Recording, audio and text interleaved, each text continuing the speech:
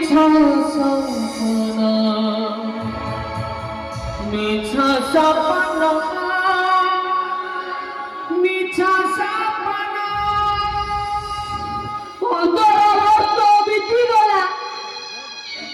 ମୁଁ ଦେଖିଥିବା ସ୍ୱପ୍ନକୁ ମୁଁ ମିଛ ହବାକୁ ଦେଇନି।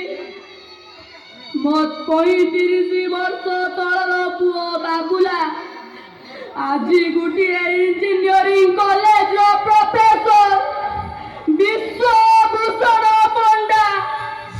ମୋର ଟେକ ରଖିଛି ସେ। ତମ ଟେକକୁ ଦେଖୁଛି କିଏ? କାହାକୁ ଦେଖାଉଛ ତମର ଏ ଗୌରବର ଭାଇମାନେ ଧ୍ୱଜ? ଗୋଟିଏ ଭେଣ୍ଡିଆ ପିଲା ଦିନରାତି ଖାଲି ଯାଇ ପାଠ ପଢିବ ଆଉ ପଢାଇବା ଭିତରେ ଦିନେ ଦିନେ ରାତିରେ ସେଇ କମ୍ପ୍ୟୁଟର ପାଖରେ କଣ ଟୁପୁରୁ ଟାପୁରୁ କରନ୍ତି ଯେ ସେଇଠି ସେଇ ଟେବୁଲ ଉପରେ ଢୁଳେଇ ରାତ୍ରି କଟାନ୍ତି। ଖାଇବା ପିଇବା ତ ତୁଚ୍ଛ। ବେଳେ ବେଳେ ନିରୁଳାରେ ବସି ଆଖିରେ ଲୁହ ଗଡାଉଛନ୍ତି। ଥରେ ବାପ ହୋଇ ଏ କଥାକୁ ନଜର କରିଛ? ଯାହାର ହାତ ଧରି ଘରକୁ ଆଣିଥିଲ 20 ବର୍ଷ ହେଲା ସେ ଗଲେଣି।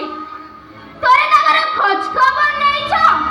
ଏବେ କଣ ନା ଇଞ୍ଜିନିୟର ପୁଅ ପାଇଁ କନ୍ୟା ପାତ୍ର ଯୋଗାଡ଼ କରୁଛ।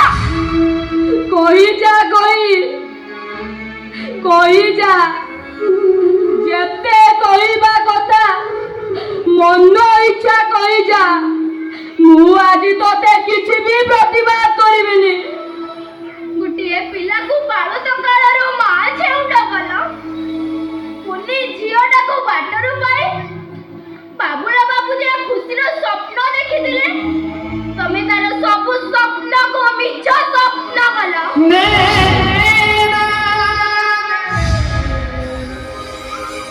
ତା ମନରେ ହତାଶର ନିଆଁ ଢାଳିଲ।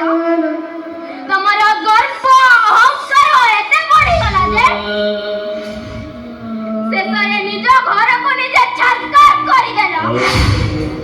ତୁ ଠିକ କହିଛୁ।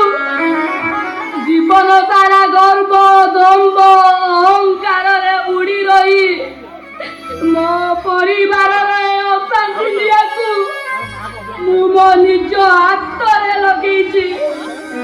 ଯେଉଁ ପଣ୍ଡିତ ପଞ୍ଚାନନ ପଣ୍ଡା ଏ ସମାଜକୁ ବିଧି ବିଧାନ ସମ୍ବିଧାନ ଶିଖାଏ ସେ ଆଜି ତା ପୁଅ ଆଗରେ ଗୋଟେ ମହାଦୁଷୀ ହୋଇ ଛିଡ଼ା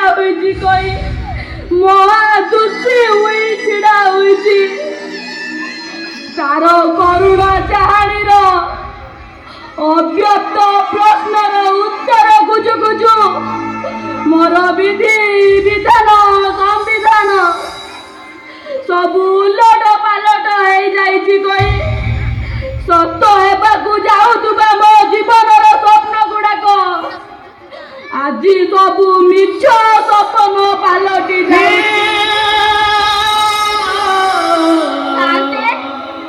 ତମେ କାନ୍ଦୁଛ? ଛାର ଉଠା ପତର ଉଠା ଚାକରାଣୀ ନା ମୁଁ। କହୁ ଛୋଟ ମୁହଁରେ ଅନେକ ବଡ କଥା କହିଦେଲି। ଏ ଚାକରାଣୀଟାର କଥାକୁ ଧରିବେନି ସାଥେ। ମା ଛେଉଣ୍ଡ ପିଲାଟାର ମୁହଁକୁ ଚାହିଁ ମୋ ଛାତିଟା ଆଜି ପଥର ପାଲଟି ଗଲାଣି। ପଥର। ମାଉସୀ ମୋ ପାଇଁ ଖାଇବା ରଖିବନି? ମୁଁ ବାହାରକୁ ଯାଉଛି। ଆରେ ବାବୁଲା ବାବୁ ହଠାତ୍ ବାହାରକୁ ବାହାରିଲେ? ମୁଁ ଜାଣିଥିଲେ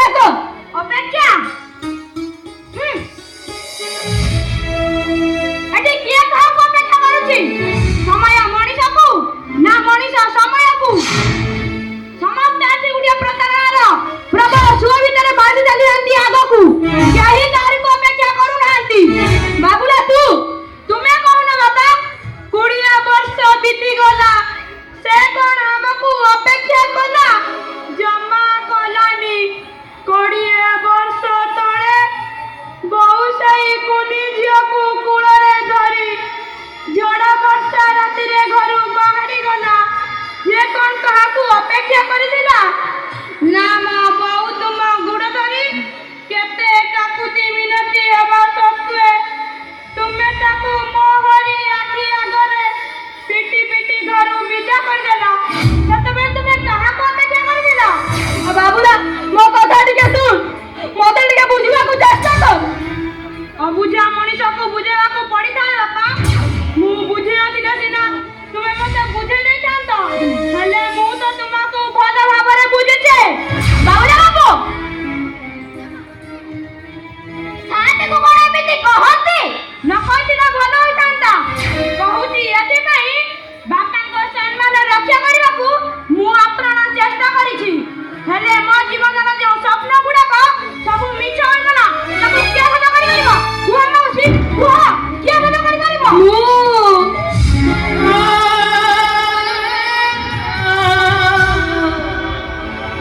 ସେ କଥା କହୁଛି ରେ ବାବୁଲା, ମୁଁ ତ ବୋଉକୁ ଫେରେଇ ଆଣିବି, ତୋ ସାନ ଭଉଣୀ ବର୍ଷାକୁ ବି ଫେରେଇ ଆଣିବି।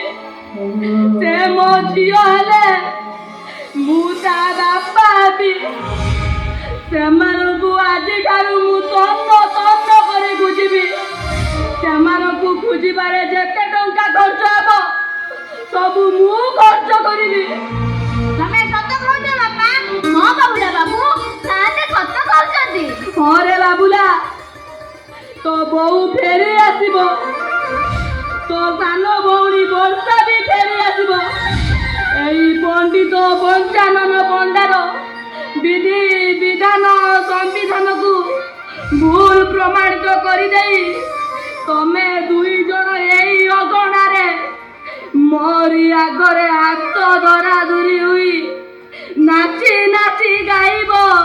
ଟିକି ଟିକି ହାତ ତୋର କୁନି କୁନି ପାଦ, ଟିକି ଟିକି ମୁଠା ତୋର ଖିଲି ଖିଲି ହସ, ତୋ ଭରି ହସରେ